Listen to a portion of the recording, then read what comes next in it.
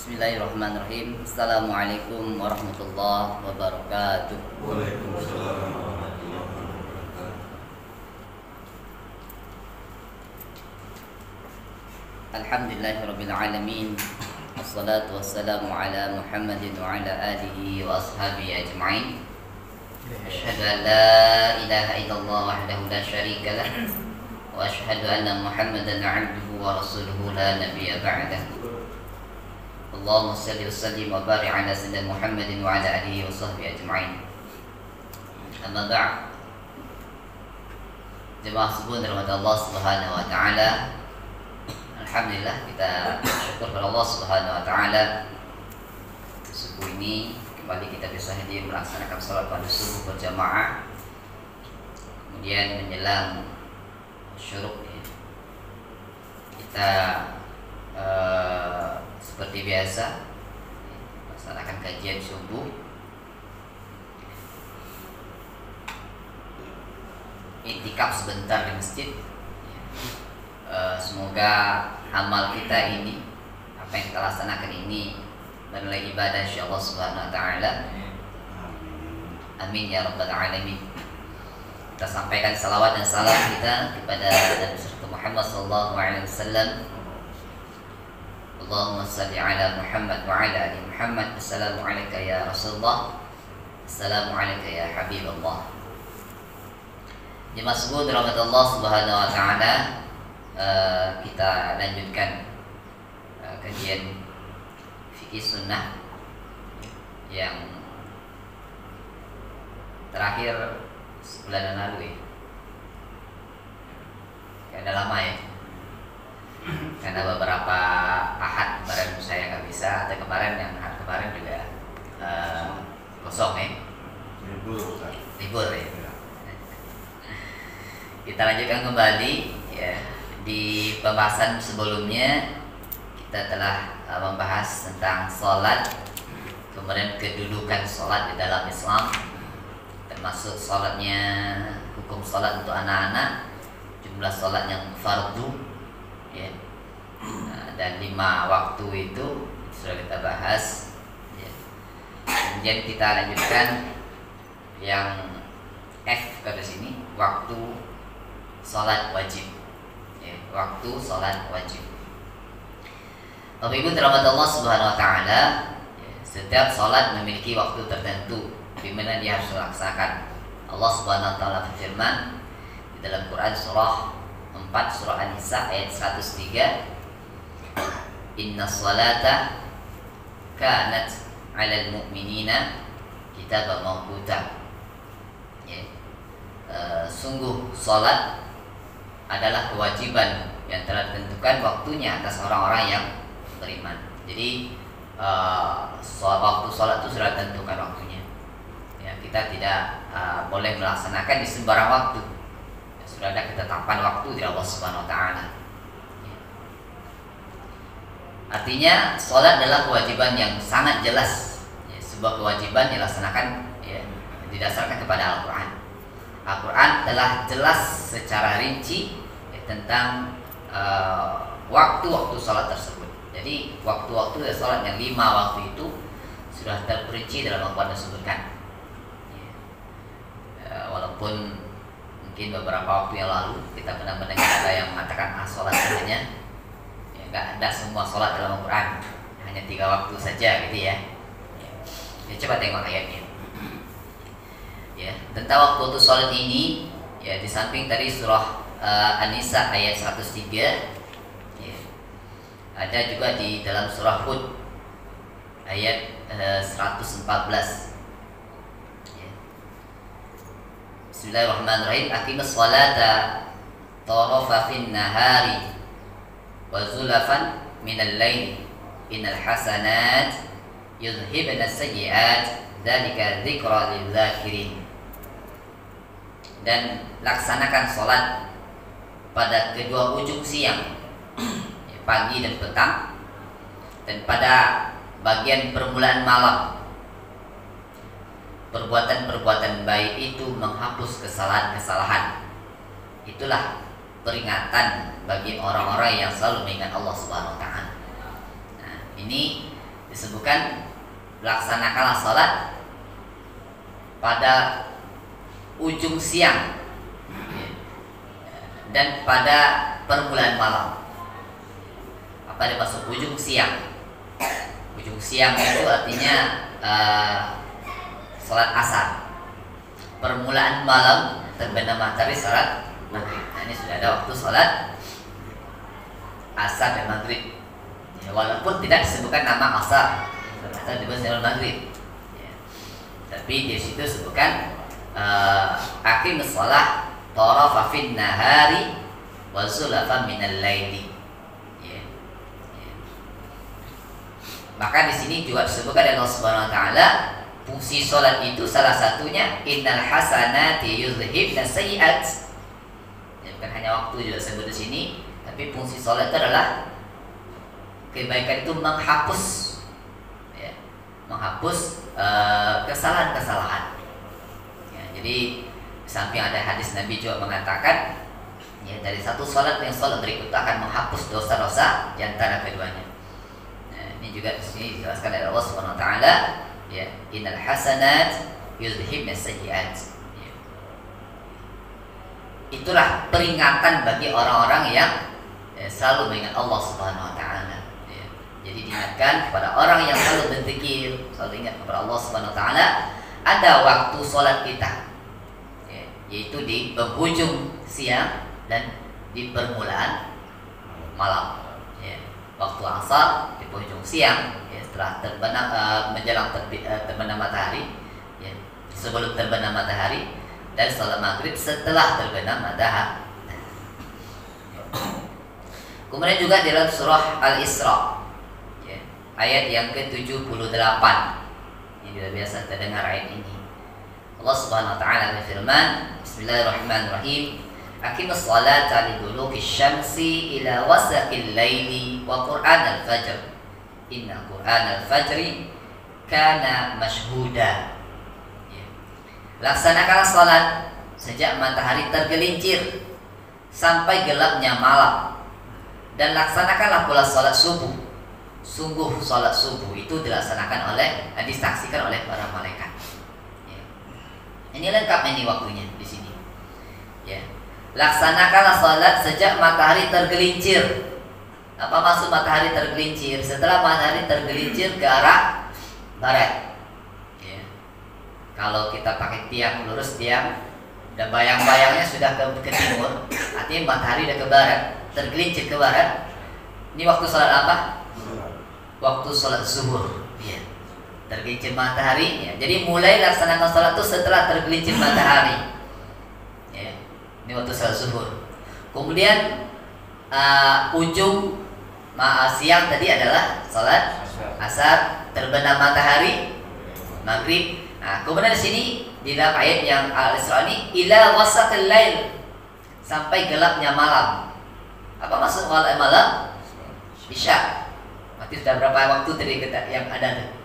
Subuh, zuhur, asar, maghrib, isya, sudah ada 4. Ya. Kemudian Allah lanjutkan, ya. Wa Qur'an al-fajr, inna Qur'an al-fajr kana mashhuda. Melaksanakan juga sholat subuh waktu fajar. Lengkap 5 waktu itu sudah ada. Sejak tergelincir matahari sampai gelapnya malam sampai fajar. Itu ayat Quran. Iya, ayat Quran. Itulah yang saya katakan, ada orang yang mengatakan nggak ada di Al-Quran. Ini jelas. Ya. Ya, jelas kan? Ada kan? Kalau di Hud tadi 2 sholat saja, ujung siang, awal malam, asar dan maghrib. Nah, kalau sini digambarkan mulai tergelincir matahari, ya, sampai gelapnya malam, sampai fajar. Ya. Kemudian inna Qur'an al-fajri wa Qur'an al-fajr, inna Qur'an al-fajr kana mashhuda. Di sini juga digambarkan Allah Subhanahu wa taala, sesungguhnya salat fajar itu disaksikan oleh para malaikat. Allah Akbar. Ini apa kita laksanakan tadi, ya, disaksikan oleh para malaikat. Ya. Inna Qur'an al-fajr kana mashhuda. Kemudian ditambah lagi dengan ada di surah Thaha, di sini juga dicantumkan oleh Said Sabiq ya. Dalam surah Thaha Allah Subhanahu wa taala firman, "Fasbir 'ala ma yaquluna wasabbih bihamdi rabbika qabla tulu'i syamsi wa qabla ghurubiha. Wa min ana'il laili wasabbih wa tarafan nahari la'allaka tardha."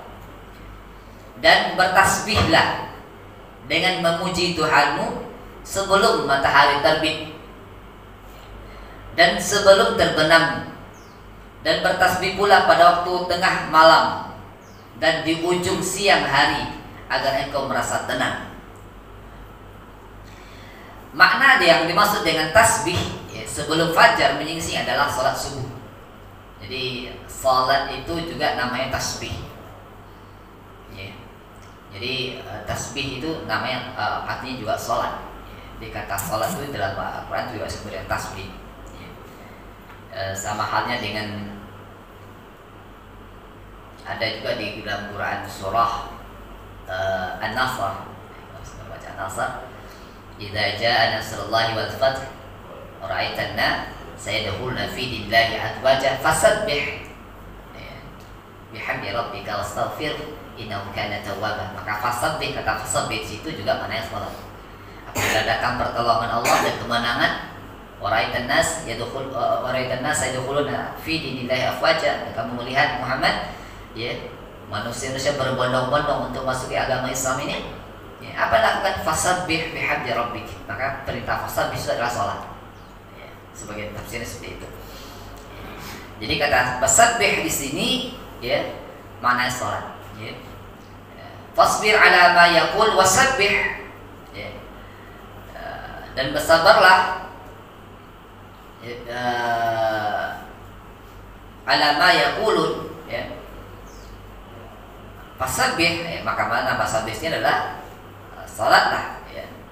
Yang dimaksud dengan tasbih ya sebelum fajar biasanya adalah salat ya, qabla tulu'i. Dan tasbih sebelum matahari terbenam adalah salat apa? Sebelum matahari terbenam salat asar. Jarir bin Abdullah Al-Bajali menceritakan, kami sedang duduk bersama Rasulullah SAW. Beliau sedang memperhatikan bulan purnama. Lalu beliau bersabda, sungguh kalian akan melihat Tuhan kalian seperti kalian lihat bulan purnama ini. Kalian tidak akan rugi dalam melihatnya. Jika kalian bisa melaksanakan salat sebelum fajar menyingsing dan matahari terbenam, maka lakukanlah. Lalu beliau membaca ayat ya, dan bertasbih ayat ini ya. Dan bertasbih dengan memuji Tuhanmu sebelum matahari terbit dan sebelum matahari terbenam ya. Hadis riwayat Bukhari ya. Kemudian juga hadis ini diriwayatkan oleh Muslim, Abu Dawud ya. Nah jadi sudah lengkap itu. Dari 5 waktu salat fardu itu sudah lengkap, ada semua dalam Al-Quran. Walaupun secara rinci namanya zuhur, asar tidak sebutkan di situ ya, tapi waktu-waktunya itu sudah jelas tadi ya, semenjak tergelincir matahari sampai gelapnya malam, sampai waktu fajar, ujung siang, permulaan malam bahasanya ya kan, nah, itu jelas. Nah ini Bapak Ibu rahmat Allah Subhanahu wa taala, dalil yang menunjukkan dari Al-Quran secara terperinci tentang waktu-waktu sholat ya. Jadi tidak ada keraguan bagi kita ya tentang waktu-waktu itu ya. Jadi kalau perkataan yang dulu yang pernah kita dengar itu tidak ada, ini dalilnya ada, jelas sekali dalam Al-Quran ya. Kemudian kita juga dibacakan di sini, ada dicantumkan 2 hadis oleh dalil dari hadis oleh Said Sabiq ya, tentang waktu salat itu ya. Sebab kita bacakan terjemahnya saja ya. Abdullah bin Amr ya, bercerita bahwa Rasulullah SAW bersabda, ini dari Abdullah bin Amr ya. Waktu zuhur adalah saat matahari tergelincir dan bayang-bayang seseorang seperti dirinya sendiri. Selagi waktu asar belum tiba Ya, sedangkan waktu asar berakhir adalah saat matahari telah memerah. Waktu salat maghrib masih ada. Ya. Waktu salat maghrib masih ada sebelum awan merah, ya, belum sirna. Waktu isya, ya, memanjang hingga pertengahan malam. Dan waktu salat subuh dimulai dari terbitnya fajar hingga matahari terbit. Jika matahari telah terbit, maka janganlah melaksanakan salat sebab matahari itu terbit di antara dua tanduk setan. Ya. Ini hadis diriwayatkan oleh Bukhari. Ini dijelaskan di sini bahwa ya, waktu zuhur apabila matahari tergelincir. Ya, itu saya katakan tadi, kalau bayang-bayang terus, kalau matahari pas di atas kan bayang-bayang nggak nampak ya, karena ke bawah itu ya. Jadi beda kalau kita tegakkan atau kita berdiri, kalau matahari pas di atas kepala kita kan nampak bayang-bayangnya. Ya. Tapi setelah tergelincir sedikit, ya, mataharinya, bayang-bayang sudah bergelincir ke timur sedikit, itu artinya sudah masuk waktu zuhur. Itu waktu zuhur. Sampai kapan waktu zuhur? Sebelum masuk waktu asar. Jadi habis zuhur langsung asar. Ya, kalau sini bahasanya sebutkan waktu asar itu setelah matahari telah memerah, ya, sudah memerah dan kuning di ufuk timur, nggak terang lagi, ya, seperti siang itu, ya, sudah mulai kuning. Kemudian sampai kapan waktu asar? Asar itu sampai sebelum masuk waktu maghrib, sebelum terbenamnya matahari. Ya. Kemudian waktu isya itu panjang sampai tengah malam. Nah, ini juga kita tengok nanti waktu-waktunya. Sampai tengah malam. Kemudian waktu fajar, waktu subuh itu setelah terbitnya fajar. Ya. Sebelum terbit matahari, ya, beda dengan fajar dan matahari. Fajar menyingsing kalau dalam ini itu istilahnya matahari, tapi bukan fajar itu yang dimaksud. Fajar di sini maksud adalah fajar shadiq. Sebelum terbitnya matahari itu ada nampak cahaya. Cahaya sudah ada, tapi matahari belum nampak. Ya kan? Belum terbit matahari, tapi cahaya sudah ada. Fajar, itu cahaya fajar dari awalnya. Fajar shadiq. Sampai kapan waktu subuh itu pendek sampai terbit matahari. Kalau udah terbit matahari nanti syuruk gitu. Ya. Lebih kurang 10 menit, 15 menit setelahnya baru kita boleh sholat. Karena nggak boleh sholat waktu itu. Jika matahari telah terbit, maka jangan melaksanakan sholat. Pas matahari terbit itu jangan sholat. Ya. Sebab matahari itu terbit di antara dua tanduk syaitan. Itu kata Rasulullah SAW. Kemudian hadis yang kedua, ini kata Imam Bukhari yang lebih jelas ini. Ya. Jabir bin Abdullah bercerita bahwa Jibril alaihissalam, malaikat Jibril datang kepada Rasulullah SAW.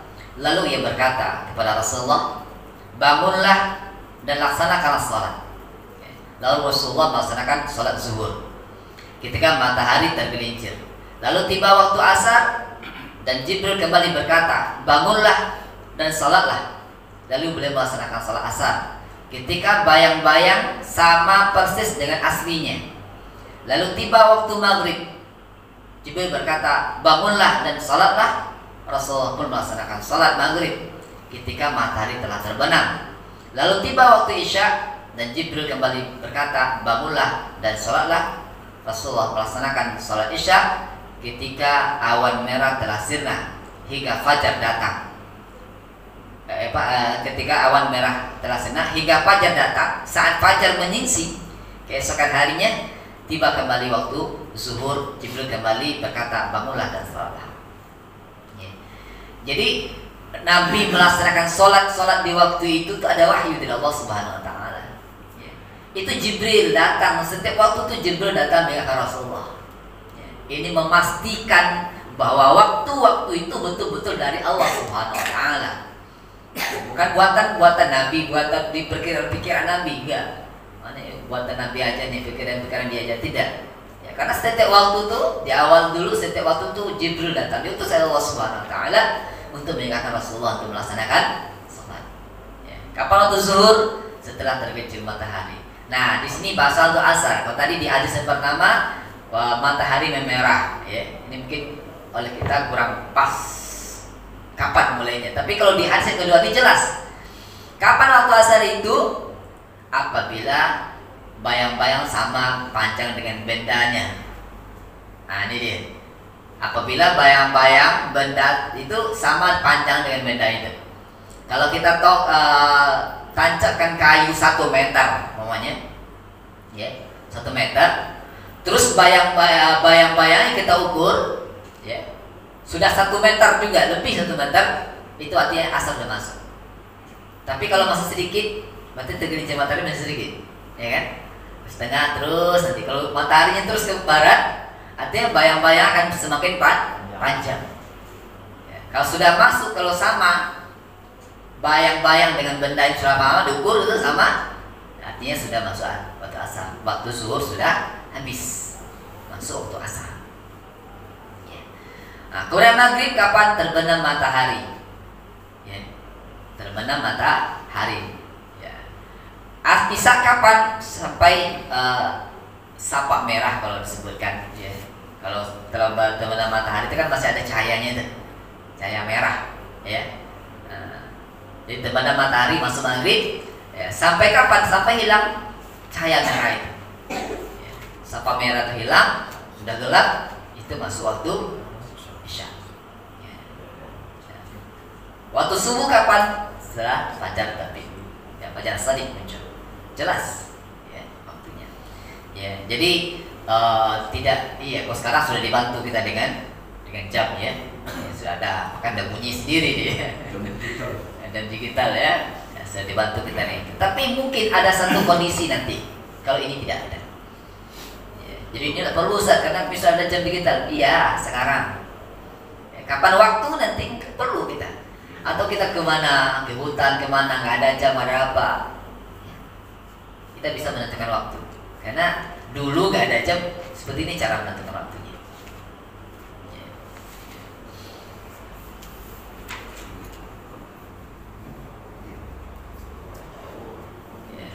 Rasulullah melaksanakan sholat ketika bayang-bayang suatu sama persis dengan aslinya. Lalu datang waktu maghrib seperti waktu yang lalu. Lalu datang waktu isya ketika separuh atau sepertiga malam, ya, telah tiada. Lalu beliau pun melaksanakan sholat isya pada saat ufuk telah menguning. Jibril berkata, bangunlah dan sholatlah. Rasulullah pun melaksanakan sholat subuh dan beliau bersabda, ya, ma baina hadaini waqtaini waqtun. Ya, di antara dua waktu ini adalah waktu sholat. Ya. Imam Bukhari berkata bahwa hadis tentang petunjuk Jibril terhadap waktu sholat di atas adalah hadis yang paling sahih. Ya, inilah hadis yang paling sahih tentang yang menunjukkan waktu sholat itu. Bapak Ibu jemaah rahmatullah subhanahu wa taala, kemudian kita coba perhatikan secara mungkin secara lebih rinci, ya, tentang waktu-waktu masing-masing sholat ini. Di sini disebutkan oleh Syekh Sabiq, ya, waktu sholat zuhur. Ya. Dari 2 hadis di depan, ya, hadis yang panjang tadi, ya, hadis dari Abdullah bin Amr ini juga ada hadis dari Jabir bin Abdullah ini, ya. Kita tahu bahwa waktu zuhur dimulai sejak tergesernya matahari, tergelincirnya matahari dari pertengahan langit, ya, tengah-tengah, ya, dan berakhir saat bayang-bayang menjadi sepanjang bendanya. Ya. Namun demikian disunahkan untuk mengakhirkan sholat zuhur dari awal waktu ketika panas benar-benar menyengat, ya, agar kehusuan tetap terjaga dan tidak terburu-buru. Ya, dalil atas ini, ya, sebagai berikut disebutkan dari Anas radhiyallahu anhu bercerita bahwa Rasulullah SAW menyegerakan salat zuhur pada saat cuaca dingin, dan jika cuaca panas beliau mengakhirkannya. Hadis yang kedua, Abu Dzar radhiyallahu anhu bercerita, kami sedang bepergian bersama Rasulullah, lalu seorang ingin mengumandangkan azan zuhur. Rasulullah SAW bersabda, tunda dulu. Ya, lalu orang itu mau mengumandangkan azan lagi, Rasulullah kembali mengatakan, tundalah. Ya. Beliau mengatakan demikian 2 atau 3 kali, sehingga kami bisa melihat bayang-bayang gundukan tanah. Lalu beliau bersabda, ya, jika cuaca menjadi sangat panas, ya, dinginkanlah dengan salat. Semuanya cuaca yang sangat panas adalah gambaran neraka jahanam. Ya. Ini menunjukkan waktu salat zuhur. Jadi ada yang sudah panas, ya, ada sahabat yang mau azan untuk salat, ya, tunggu dulu kata Nabi. Sampai apa? Sampai bayang-bayang tergelincir. Baru salat. Karena pas salat itu, pas matahari di atas itu, pas panas-panas itu, Itu kata Rasul disilakan di sini. Sungguh cuaca yang sangat panas adalah gambaran neraka jahanam. Maka tidak sholat kita di waktu pas pertengahan itu. Kapan sholatnya? Kalau sudah tergelincir matahari baru kita sholat. Nah, itu maknanya. Ya, ini secara rinci. Ya, kemudian waktu sholat asar. Ya. Waktu sholat asar dimulai ketika bayang-bayang benda telah menjadi seperti benda aslinya dan berakhir hingga matahari terbenam. Ya, Abu Hurairah radhiyallahu anhu bercerita bahwa Rasulullah SAW bersabda, barang siapa yang masih bisa melaksanakan satu rakaat salat sebelum matahari terbenam, maka ia telah melaksanakan salat tersebut tepat waktu. Ya. Dan diriwayatkan oleh Baihaqi, Rasulullah SAW bersabda, barang siapa yang meninggalkan salat asar 1 rakaat sebelum matahari terbenam, lalu ia melaksanakan sisa-sisa rakaat salat itu ketika matahari terbenam, maka ia telah melaksanakan salat tepat waktu. Ya, apa maksudnya ini? Ya, ini tentang waktu sholat. Waktu sholat asar itu, sholat asar ada berapa rakaat? 4 rakaat. Ya. Kalau kita melaksanakan sholat, ya, asar 4 rakaat itu kita laksanakan 1 rakaatnya sudah masih di sebelum terbenam matahari. Ya. Tapi rakaat 2, 3, 4 itu sudah terbenam matahari. Ketiduran kita kan, dan terakhir itu bangun, ya, waktu. Ya, itu masih dihitung dalam waktu sholat namanya. Masih, ya, kecuali kalau udah terbenam matahari baru sholat asar habis. Ya. Tapi kalau masih ada dapat 1 rakaat, ya, di matahari sebelum terbenamnya, itu masih dapat waktunya. Ya, ya. Nah, di sini dirincikan oleh Syekh Sabik, ya, waktu ikhtiar, waktu makruh pelaksanaan sholat asar. Ada waktu ikhtiar, ada waktu makruh di bahasanya tadi. Waktu ikhtiar dan waktu utama untuk melaksanakan sholat, ya, asar hilang ketika matahari sudah berwarna kuning, kekuning-kuningan. Nah, ini bisa dilihat pada kedua hadis yang tadi, hadis Jabir tadi di atas. Adapun mengakhirkan sholat hingga matahari menjadi kuning-kuningan, ya, meski hal itu diperbolehkan, hal itu tetap makruh, ya, jika diserahkan tanpa alasan. Ya. Anda sambil bercerita bahwa Rasulullah SAW bersabda, itu adalah sholatnya orang munafik, duduk dan hanya memperhatikan matahari. Ketika matahari sudah berada di antara 2 tanduk syaitan, ya, ia bangkit melaksanakan sholat 4 rakaat. Ia tidak berzikir kepada Allah kecuali sedikit saja. Ya. Apa maksudnya? Waktu sholat asar itu afdolnya itu sudah merah, udah warna ini sudah merah. Arti kalau tadi bahasanya hadis yang kedua itu sudah masuk waktu asar, itu afdolnya di awal waktu itu. Ya. Tapi kalau udah ujung-ujung tadi, walaupun itu masih dalam waktu seperti yang tadi disebutkan hadis di atas itu, ya, 1 rakaatnya masih asar, ya, 3 rakaatnya sudah masuk maghrib sebetulnya, itu kan, sudah terbenam matahari kan, ya. Ya. Walaupun itu masih dihitung masih waktu sholat asar, tapi hukumnya makruh kalau itu dilakukan, ya, atas kemalasan. Kalau tidak hadis disebutkan, ya, ciri orang munafik sini disebutkan menunggu-nunggu waktu, nantilah, entar lagi lah, ya kan, masih sibuk nih, masih kerja ini, masih ini dan sebagainya, ya kan, udah ujung-ujung nanti baru dia sholat, ya, baru sholat. Ya, tapi di sini disebutkan sholatnya seperti apa? Ya, sedikit sekali dia berzikir, dia tidak beringat Allah Subhanahu Wa Taala, sedikit saja dia berzikir, ya, dia tidak berzikir kepada Allah kecuali sedikit. Artinya apa? Sholatnya cepat-cepat, udah hampir habis waktu di ujung-ujung waktu. Ini makruh hukumnya, kata saya. Walaupun masih di waktu asar. Bagaimana tadi Ustaz? Oh iya, saya ulangi, ya. Ya apa? Kita lama-lama deh. Waktu asar itu setelah matahari memerah, ya, kekuning-kuningan, maksudnya kuning-kuningan, ya. Atau dalam bahasa lain tadi, waktu asar itu dalam hadis yang kedua tadi yang panjang tadi, waktu asar itu setelah bayang-bayang sama dengan bedanya, panjang bayang-bayang itu sama dengan bedanya, itu masuk waktu masuk waktu asar itu adalah waktu utama kita masalah asar itu. Itu waktu yang afdol, yang paling baik dalam melaksanakan salat itu, ya. Tapi kalau udah di ujung-ujung, walaupun itu masih waktunya seperti hadis yang tadi, masih dalam waktu sholat asar, ya kan, walaupun separohnya sudah terbenam matahari, gitu ya, separuh sholatnya sudah terbenam matahari, ya, Tapi itu hukumnya makruh jika itu dilakukan ditunggu-tunggu, nggak segera, sengaja menunggu. Ya. Nah, kalau kita sekarang mungkin udah azan ke masjid asar, ya kan? Nah, ntar lagi lah mesti nanggung kerjaan. Ya. Nanti kalau nggak diselesaikan, ya mandi dulu, sholat malas lagi kerja, karena masih kotor ini, nunggulah sebentar. Nah gitu kan? Nah, nanggung nih sedikit lagi, ya, nanggung nih sedikit lagi, ya sedikit lagi itu nanggung sedikit lagi itu ya bahaya. Ya kan? Akhirnya apa? Udah di ujung-ujung, udah jam 6, gitu kan? Udah jam 6 lewat itu, udah mau azan lagi maghrib. Nah, baru dia sholat cepat-cepat. Lalai, ini makruh, ini munafik. Anak kawel. Ya, karena munafik nih kan ayat munafik ya sama. Ya. Celaka ya Ustaz. Iya, celaka itu. Maka sholatnya ya Ustaz, tapi tetap dihitung sholat asar tadi kan. Tapi tetap dihitung dia sholat asar. Karena Sah sholatnya sah. sah sholatnya. makruh. Tapi hukumnya makruh. Makruh itu sebaiknya ditinggalkan. Ya. Ya. Kemudian hukum menyegerakan sholat asar ketika langit mendung. Nah ini ada kasus juga ya, langit mendung. Ya.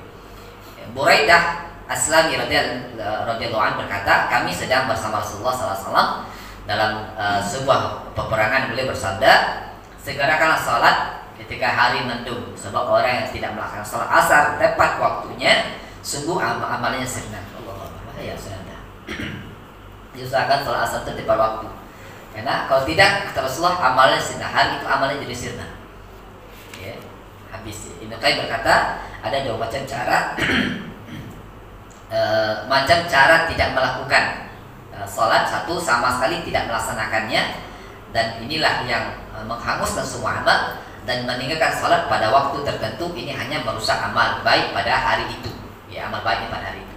Nah, ini maksud dari hadis ini tadi, ini meninggalkan sholat. Kalau sama sekali dia meninggalkan sholat, ya, tidak melaksanakan sholat sama sekali, ini memang hangus semua amalnya. Di amalnya apapun amalnya nggak akan bernilai. Ini kata Ibnu Qayyim. Ya. Tapi kalau dia tinggalkan sholat kayak sholat asar ini tadi, ya, nanggung kerjaan, akhirnya tertinggal sholat asarnya, ini menghabiskan amal baiknya di hari itu. Ya, jadi amal baik yang dilakukan di hari itu nggak bernilai apa-apa, nggak bernilai insya Allah SWT. Ya, sia-sia kan? Dan bekerja, beramal, bersedekah, mungkin berbuat baik kepada orang tua, kepada anak, dan sebagainya. Ya, di hari itu jadi sia-sia. Karena apa? Kata-kata yang mereka sholat penghujung hari tadi, ya sholat asar tadi. Ya. Sini ada tambahan ya, tentang firman Allah dalam Quran surah Al-Baqarah 238 ya, tentang sholat wusta. Allah Subhanahu wa taala berfirman, ya, peliharalah semua sholat dan sholat wusta, ya, dan laksanakan sholat karena Allah dengan khusyuk. Di dalam hafizu ala salatil wusta, ya, jagalah kalian sholat dan sholat wusta. Sholat wusta itu adalah sholat asar, ya, dalam Al-Baqarah 238. Ya, berikut ini merupakan beberapa hadis yang secara terang-terangan menyatakan bahwa sholat wusta adalah sholat asar. Yang pertama ada dalil dari Ali bin Abi Thalib radhiyallahu anhu bercerita bahwa Rasulullah SAW bersabda ketika perang Ahzab, ya, semoga Allah memenuhi kuburan dan rumah mereka dengan api, sebab mereka telah melalaikan kami dari salat wusta, salat asar, hingga matahari terbenam. Nah, ini bahayanya kita meninggalkan salat asar. Ya. Kemudian dari riwayat Muslim, Ahmad dan Abu Daud, ya, Rasulullah SAW bersabda, ya, mereka telah melalaikan kami dari salat wusta, yakni salat asar. Ini dijelaskan apa salat wusta itu. Salat wusta adalah salat asar. Ibnu Mas'ud radhiyallahu anhu berkata, orang-orang musyrik, ya, menahan Rasulullah SAW untuk melaksanakan salat asar hingga akhirnya matahari berwarna kuning dan kemerah-merahan. Ya. Kemudian bersabda Rasulullah SAW, mereka telah melalaikan kami dari salat wusta, yakni salat asar. Semoga Allah memenuhi rumah-rumah dan kubur-kuburkan dengan api. Ini makna salat wusta. Hafizu ala salatul wusta dalam surah Al-Baqarah itu mana adalah sholat asar. Baik, sholat asar. Kemudian sholat maghrib. Ya. Waktu sholat maghrib dimulai sejak matahari terbenam dan malam datang hingga mega merah menghilang. Mega merah atau sapak merah disebutkan, yang menghilang. Ya. Abdullah bin Amr ya radhiyallahu anhu bercerita bahwa Rasulullah bersabda, ya, waktu sholat maghrib ada ketika matahari terbenam sebelum mega merah sirna. Ini hadis yang tadi ya, yang panjang tadi disebutkan ya, dari Abdullah bin Amr tadi. Abu Musa juga bercerita bahwa ada seorang yang bertanya kepada Rasulullah SAW mengenai waktu sholat. Lalu dia menyitir hadis di atas, pada saat itu waktu maghrib tiba dan beliau menyuruh orang itu sholat. Beliau melaksanakan sholat ketika matahari terbenam. Keesokan harinya Rasulullah SAW melaksanakan sholat maghrib ketika mega merah sudah mulai sirna. Lalu beliau bersabda, waktu sholat maghrib di antara dua waktu tersebut. Nah, jadi waktu sholat maghrib itu di antara dua waktu. Maksudnya apa? Di antara waktu terbenamnya sampai mega merah menghilang itu. Di antara itulah waktu sholat maghrib. Setelah terbenam matahari sampai sebelum mega merah itu menghilang. Itu waktu sholat maghrib. Ya. Imam Nawawi menyatakan di dalam Syarah Al-Muslim, para peneliti di dalam mazhab kami berpendapat bahwa tidak masalah mengakhirkan salat maghrib selama mega merah masih ada. Ini mazhab kami, Imam Nawawi ini mazhabnya Syafi'i. Ya. Salat maghrib juga dilakukan kapan saja sepanjang waktu tersebut. Tidak masalah juga menundanya dari awal waktu. Inilah pendapat yang sahih. Jadi waktu salat maghrib itu semenjak matahari terbenam itu. Ditunda sedikit tidak masalah. Yang penting jangan sampai terbenam sampai hilangnya mega merah itu. Ya. Nah, itu kata Imam Nawawi. Ya. Adapun hadis Jibril yang bercerita bahwa Rasulullah SAW melaksanakan salat maghrib pada 2 hari berbeda, ya, yang tadi di waktu yang sama yaitu ketika matahari terbenam, maka hal itu menunjukkan anjuran untuk menyegerakan salat maghrib. Berikut ini merupakan hadis ya, yang mengulas seputar yang tersebut. Ya. Ternyata menyegerakan itu lebih dianjurkan. Ya. Ya. Umatku akan senantiasa berada di dalam fitrah ya, selama mereka melaksanakan salat maghrib sebelum bintang-bintang muncul. Nah, sebelum bintang muncul. Kapan kita melihat bintang? Malam. Kalau sudah gelap kan nampak bintang kan? Kalau masih terang nampak bintang. Ya. Jadi kata Rasulullah, umatku ya senantiasa berada dalam fitrah ya selama mereka melaksanakan salat maghrib sebelum gelap itu. Ya, jadi setiap malam tadi sebelum gelap munculnya bintang-bintang ya, itu. Ya, salat maghriba li fitri shaim ya. Wa baridu tulu'i nujum ya. Salatlah salat maghrib ya ketika orang yang berpuasa berbuka. Ya. Dan jangan sampai bintang-bintang muncul. Hanya di sini. Artinya apa? Salat maghrib itu disegerakan. Ya, segerakan. Seperti orang yang berbuka kan segera terbenam matahari langsung berbuka. Nah, jadi salat maghrib lebih baiknya, lebih afdalnya terbenam matahari langsung salat maghrib, tidak ditunda-tunda. Ya. Tidak ditunda-tunda. Itu waktu salat maghrib. Kemudian selanjutnya waktu salat isya. Ya. Waktu salat isya dimulai dari hilangnya mega merah hingga pertengahan malam. Aisyah radhiyallahu berkata bahwa para sahabat melaksanakan salat mulai dari hilangnya mega merah hingga sepertiga pertama dari malam. Ya, jadi kalau di hadis Aisyah ini disebutkan waktu isya itu setelah mega merah hilang terbenam atau tenggelam sampai kapan? Sampai sepertiganya malam, sepertiga pertama, karena sepertiga kedua, ketiga malam terbagi 3, sepertiga pertama itu sampai jam berapa kira-kira itu? Kalau jam 6 sampai jam 6 12 jam bagi 3 4 jam ya, jadi 7, 8, 9, 10 jadi sekitar segitu ya, 4 jam ya, jadi sekitar sampai jam 10-an. Kalau sepertiga pertama, kalau dibagi 3 malam itu dari 12 kan, bagi 3 kan 4 jam pertama berarti. Ya. Atau 4 jam setelah masuk Isya. Kalau 4 jam setelah masuk Isya, berarti sekitar jam berapa nih? Kalau Isya masuk jam 7.30, 8.30, 9.30, 10.30, 11.30, berarti hanya sekitar situ. Itu waktu sholat Isya. Kalau kita ambil dari hadis Aisyah ini, ya, berarti sampai sebelum waktu jam 12 malam lah ya, berarti sebelum jam itu, ya, waktu sholat Isya. Ya. Abu Hurairah bercerita, ya, bahwa Rasulullah bersabda, andai aku tidak merepotkan umatku, niscaya aku perintahkan kepada mereka untuk mengakhirkan salat Isya hingga waktu sepertiga malam atau pertengahan malam. Ya, sepertiga malam awal tadi atau setengah malam. Abu Sa'id bercerita, suatu malam kami menunggu Rasulullah SAW untuk melaksanakan salat Isya hingga larut. Lalu beliau datang melaksanakan salat bersama kami. Beliau bersabda, apabila tempat duduk kalian ambillah tempat duduk kalian, sebab orang-orang sudah mengambil tempat tidur mereka. Kalian sudah melaksanakan sholat sejak kalian menunggu. Andai bukan karena orang yang lemah atau sakit atau orang yang memiliki keperluan lain, niscaya aku akhirkan sholat ini Isya hingga pertengahan malam. Ya, ini sholat Isya di pertengahan malam. Inilah waktu ikhtiar atau waktu biasa, jawas, ya, masih membentang hingga fajar menyingsing.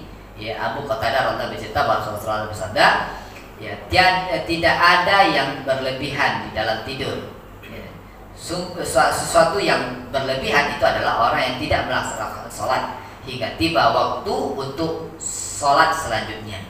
Ya, hadis yang menjelaskan waktu sholat di atas menunjukkan bahwa waktu setiap sholat, ya, terentang hingga waktu sholat selanjutnya tiba, kecuali sholat subuh, ya, di mana waktunya tidak membentang hingga waktu sholat zuhur. Ya, para ulama bersepakat bahwa waktu sholat subuh, ya, berakhir saat matahari telah terbit. Ya. Nah, jadi waktu sholat Isya tadi waktu yang utamanya, ya, sebelum sepertiga malam pertama tadi. Jadi masuk setelah terbenam hilangnya sapa merah itu atau mega merah itu sampai sepertiga malam, atau kalau ini bahasanya tadi setengah malam, berarti sampai sekitar jam 12-an sebelum jam 12 kalau kita tengok sekarang. Nah, itu waktu utama sholat Isya. Namun boleh, ya, boleh kalau setelah itu masih boleh, tapi tidak di waktu utama lagi, ya, karena hadis tadi waktu sholat itu habis sebelum masuk waktu sholat berikutnya. Berarti kalau setelah Isya waktu berikutnya apa? Subuh. Kapan waktu subuh? Fajar. Berarti sebelum fajar masih boleh sholat Isya, tapi bukan waktu utama. Ya, karena waktu utama kalau hadis Aisyah di awal tadi itu sampai sepertiga malam pertama saja. Ya, kalau kita hitung tadi segitulah. Kalau sepertiga malam pertama itu sudah sekitar antaranya 10 sampai 12 itu. Ya, sebelum itu, ya, itulah waktu utama untuk sholat Isya. Nah, tapi ada hadis Nabi tadi yang mengakhirkan sholat Isya. Boleh mengakhirkan sholat Isya sampai jam 10 itu boleh, gitu ya. Tapi ke sini kan kalau tidak memberatkan kata Nabi. Ya, tapi kalau kecuali sholat Isya, kalau sholat lain kan dia wajib kan di awal. Di awal waktu. Kalau Isya boleh. Ya, boleh, ya, boleh.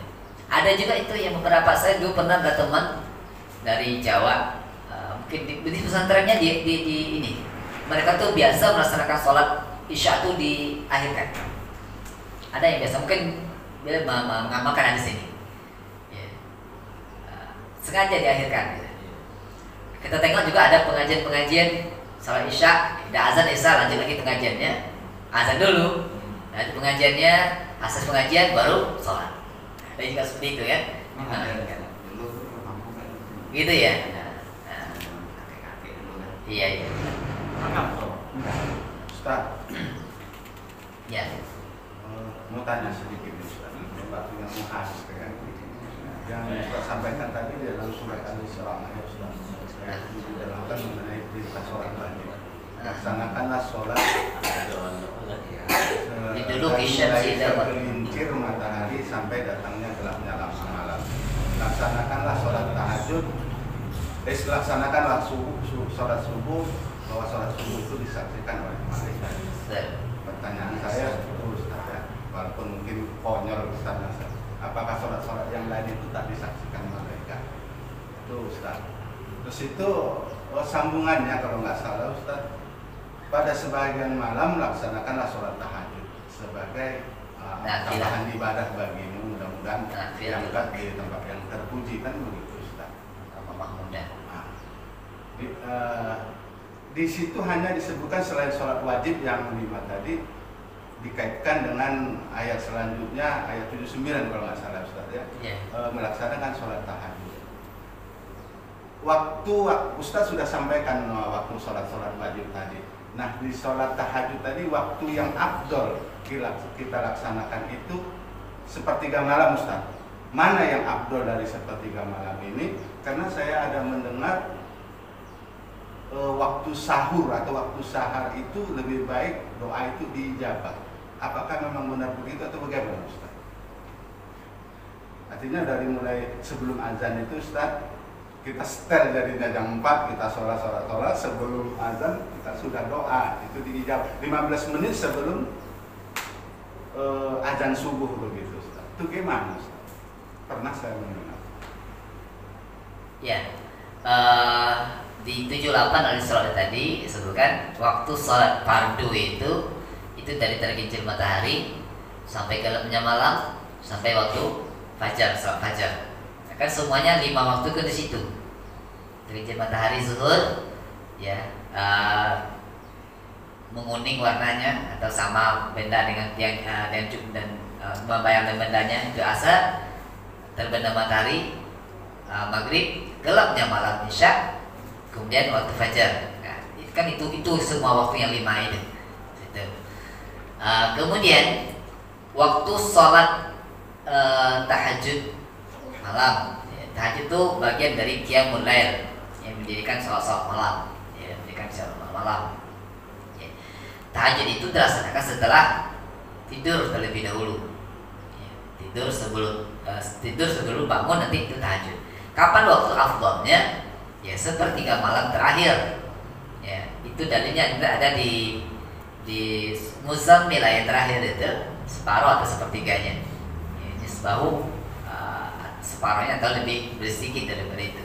Itu waktu afdalnya salat tahajud. Ya, sepertiga malam terakhir.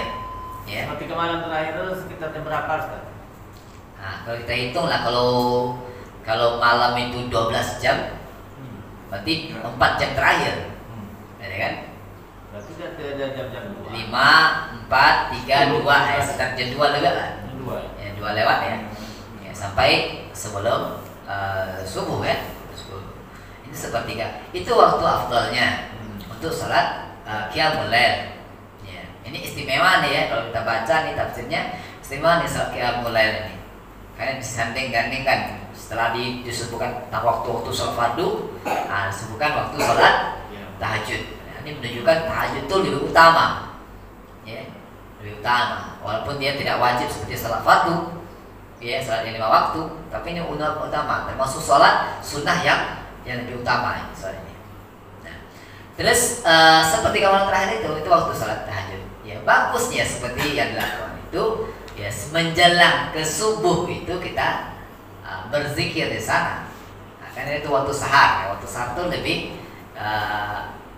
bil ashari, dan di waktu sahar mereka beristighfar, hum yastaghfirun, ya. Atau ada lain, hum yastaghfirun bil ashar. Ya.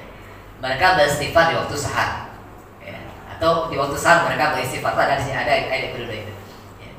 Ya, di waktu sahar itu afdolnya istighfar. Ya. Di waktu sahar itu waktu menjelang azan ya, waktu menjelang azan subuh itu istighfar banyak di situ. Jadi selesaikan kalau 11 rakaat, selesaikan 11 rakaatnya, ya, 8 tahajud, kemudian sama 3 witir gitu, kan 11 rakaat. Nah, sisakan waktunya kita untuk istighfar. menjelang waktu subuh datang. Wallahu a'lam. Ya, seperti itu. Itu mungkin Bapak Ibu dirahmati Allah Subhanahu wa taala waktu suruh sudah masuk, tinggal satu waktu sebetulnya, tapi ini nanti ada beberapa persoalan tentang waktu sholat Isya, kemudian waktu sholat subuh. Itu saja Assalamualaikum yang bisa saya sampaikan pada pertemuan kita semua ini, semoga manfaat ya, semua kita bisa menjaga ya waktu-waktu sholat ini ya untuk ibadah kita kepada Allah Subhanahu wa taala. Assalamualaikum subhanakallahumma wa bihamdika asyhadu an la ilaha illa anta astaghfiruka wa atubu ilaik. Assalamualaikum warahmatullahi wabarakatuh. Waalaikumsalam warahmatullahi wabarakatuh.